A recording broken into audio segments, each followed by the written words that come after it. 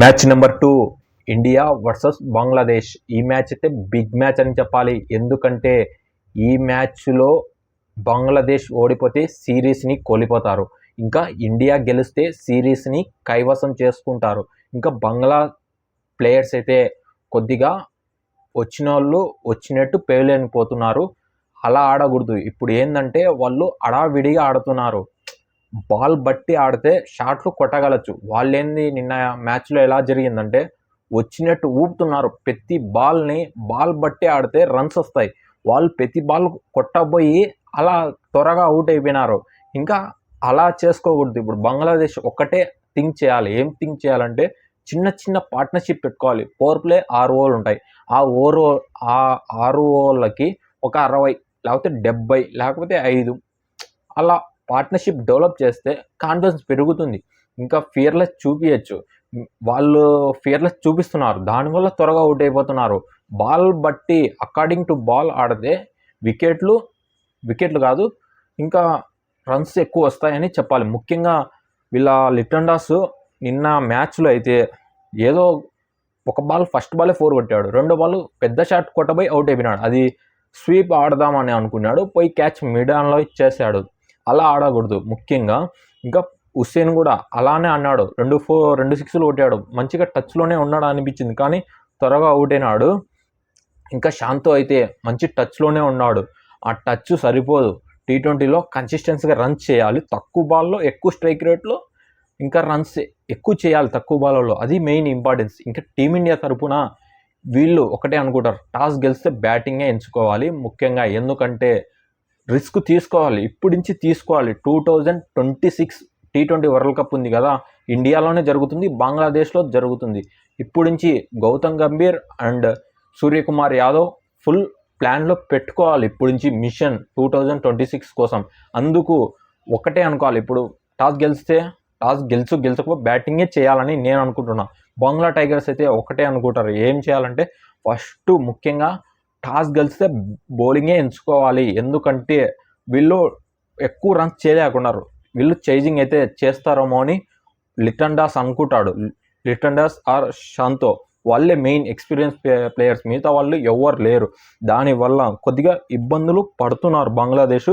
ఇబ్బంది పడకూడదంటే ముందు seniors step up చేయాలి బంగ్లా టైగర్స్ వాళ్ళ ప్లేయర్స్. లేకపోతే ఇబ్బందులు పాలు తప్ప ఇండియా మీద డామినేట్ చేయాలంటే మెయిన్ క్రూషల్ సీనియర్స్, లేకపోతే ఇబ్బందులు పడతారని చెప్పాలి. ముఖ్యంగా నిన్నట్లాగా ఆడితే ఒక సైకిల్ స్టాండ్ తీస్తే తప్ప పడతాయి కదా, అలా పడకుండా చిన్న పార్ట్నర్షిప్ అనేది నేను చెప్తున్నా. ఇంకా మ్యాచ్ ఎక్కడ జరిగేది? అరుణ్ జైట్లీ స్టేడియం అంటే ఢిల్లీ. గ్రౌండ్ ఎలా ఉంటుంది?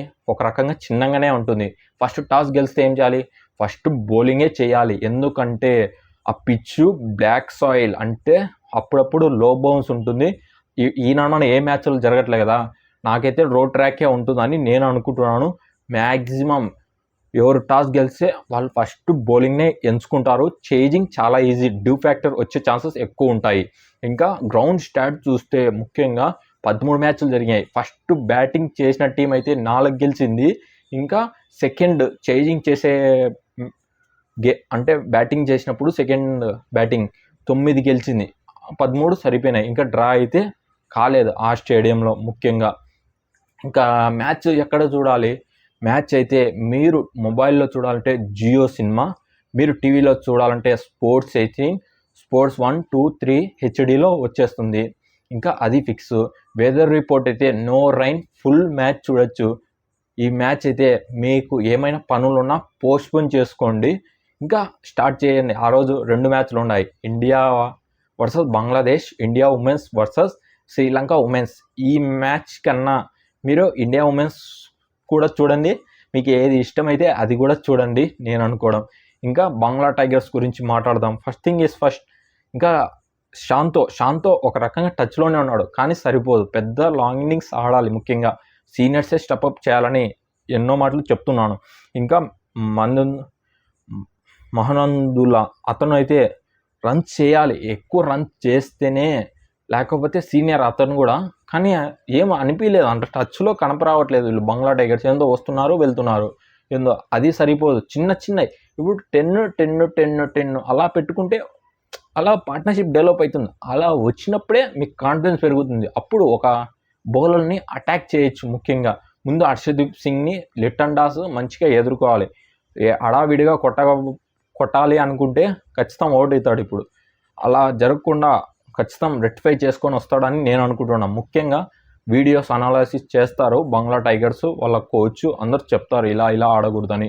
జాకీర్ అలీ కూడా నేను ఎక్స్పెక్టేషన్ చేశాను, నా ప్రిడిక్షన్లో చెప్పాను ఫస్ట్ మ్యాచ్లో కొడతాడు ఎక్కువ అని అనిపించింది. కానీ ఏం అంత బాగా ఆడట్లేదు. బంగ్లా టైగర్స్ ఏదో బిగస్గా పోయి ఆడుతున్నట్టు అంత ఫీలింగ్ వస్తుంది. ఇంకా మిరాజ్ అయితే టెస్ట్లో ఎక్కడ ఆపాడో సేమ్ అలానే కంటిన్యూ చేస్తున్నాడు. మంచి టచ్లో ఉన్నాడు అనిపిస్తుంది. మిగతా వాళ్ళు ఏం అంత ఆడట్లేదని నేను అనుకున్నాను. ఇంకా హుస్సేన్ కూడా మంచి బౌలరు, అతను కూడా బ్యాటింగ్తో కొద్దిగా పర్లేదు అనిపించాడు. అది సరిపోదు, ఆడాలి, పెద్ద ఇన్నింగ్స్ రావాలి వీళ్ళ కాడి నుంచి. ఇంకా టస్కిన్ అహ్మద్ బౌలర్స్ కాడి నుంచి ఎక్స్పెక్ట్ చేయలేము. విత్ బాల్తో మంచిగా వేయాలి. బౌన్స్ ఎక్కువ వేస్తున్నాడు. అటుపక్కల సూర్యాబాయ్ అద్దరు కొడుతున్నాడు. ఫేస్ ఎక్కువ వేయకూడదు, లెగ్ సైడ్ వేస్తున్నాడు, ఏం కొడుతున్నాడు సూర్యాబాయ్. అలాంటి చెత్త బౌలింగ్ వేస్తే అదరు కొడతాడు. ఇంకా షరీఫుల్ ఇస్లాం అతను కూడా మంచి బౌలరే, కానీ సరిపోదు. లైన్ లెంత్ ఒకటే విధంగా ఉండాలి. స్టంప్ లైన్లో వేస్తే ఖచ్చితంగా అవుట్ అవుతాడు. మీరు హడావిడిగా బయటికి వేస్తున్నారు. ముఖ్యంగా వీళ్ళు బాగా నేర్చుకోవాలి. స్టెంప్ టు స్టెంప్ వేస్తే ఖచ్చితంగా ఓడుతారు. స్వింగ్ ఉంటే స్వింగ్ చేయాలి ఫస్ట్ ఓవర్లోనే, లేకపోతే బయటికి వేసి కొట్టుకొని అనేటట్టు వేస్తున్నారని చెప్పాలి ముఖ్యంగా. ఇంకా ముస్తఫిజుర్ రహమాన్ అతనైతే ఏమంతా ఊహించుకున్నట్టు స్వింగ్ కూడా చేయట్లేదు. యార్కర్లు వేయలేకున్నాడు. నకుల్ బాల్ అయి వేస్తున్నాడు. అయి వర్కౌట్ కావట్లేదు టీమిండియా పైన. ఇంకా టీమిండియా పక్కన చూస్తే ముఖ్యంగా సంజీవ్ మంచి అవకాశం. లాస్ట్ మ్యాచ్లో క్యామియో ఎండింగ్స్ అన్నాడు, అది సరిపోదు. ఎందుకంటే రుషబ్ పంత్ వచ్చినప్పుడు అతనికి ఫస్ట్ వెయిట్ పడుతుంది వికెట్ కీపర్లో. ఎందుకంటే ఇప్పుడు మంచి టచ్లో ఉన్నాడు. అది క్యారీ కంటిన్యూ చేయాలి. ఈ మ్యాచ్లో వస్తుంది 50 అని నేను అనుకుంటున్నాను. ఇంకా అభిషేక్ శర్మ ఫియర్లెస్ చూపిస్తున్నాడు, అదే కంటిన్యూ చేయాలని టీమిండియా ఒకటే అనుకుంటారు. మైల్ స్టోన్ కోసం ఆడకూడదు, ఒక్కటే వచ్చామా పోదామా, స్కోర్ కార్డు పెంచినామా లేదా ఒకటే ఆశిస్తారు. స్కై కూడా అలానే గేమ్ చేంజర్. నిన్ననే చూసాం ఎలా కొట్టాడో ముస్తఫిజుర్కి. నాకైతే అమేజింగ్ షాట్స్ భయ్య, అది ఎలా కొడతాడో నాకైతే దిమ్మ తిరిగిపోతుంది. ఇంకా నాకు ఎంత చెప్పినా తక్కువనే సూర్యాబాయి గురించి. ఇంకా హార్దిక్ పాండ్యా ఏం కొట్టాడు భయ్య, స్వాగ్ అయితే మామూలుగా ఆడట్లేదు హార్దిక్ పాండ్యా. మెయిన్ నిన్న మ్యాచ్లో నాకు పెద్ద షాట్లు కొట్టాడు మిడాన్ పై నుంచి.